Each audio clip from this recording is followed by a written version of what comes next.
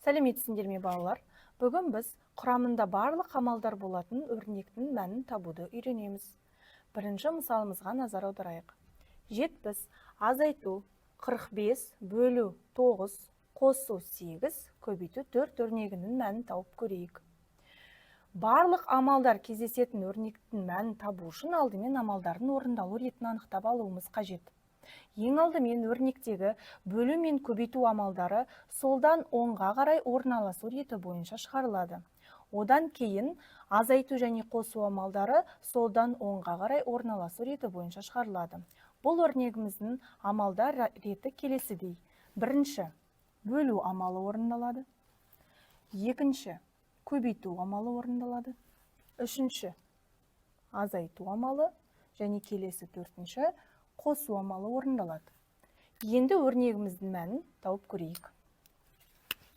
Бірінші, 45 бөлу 9 амалы орындалады. 45 пен 9-ның бөліндісі 5-ге тең. Екінші амалымыз көбейту амалы.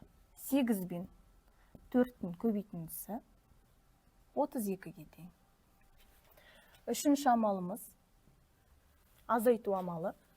70 азайту 5, 70 пен 5-дің айырмасы 65-ге тең. Және соңғы төртінші амалымыз қосу амалы. 65 пен 32-ның қосындысы 97-ге тең. Мінекей, өрнегіміздің мәні шықты. Өрнегіміздің мәні 97 болады. Келесі өрнегіміз 28 бөлу, жақшаның ішінде 78 азайту 74, қосу 8 бөлу 2 өрнегі.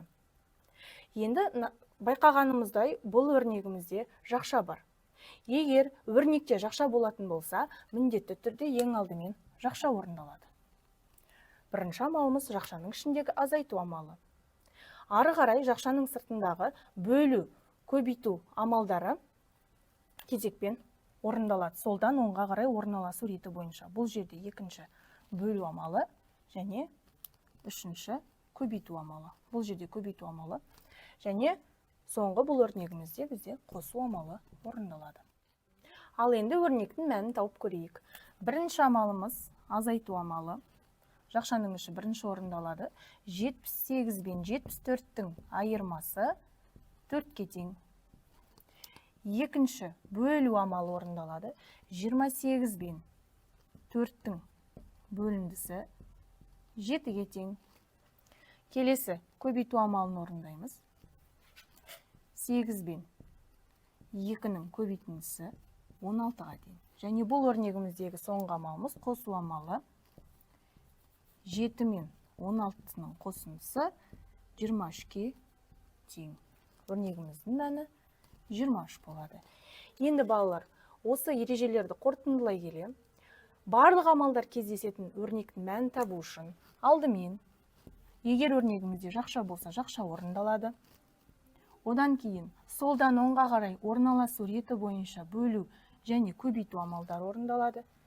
Содан кейін барып, солдан оңға қарай орналасу реті бойынша қосу және азайту амалдары орындалады.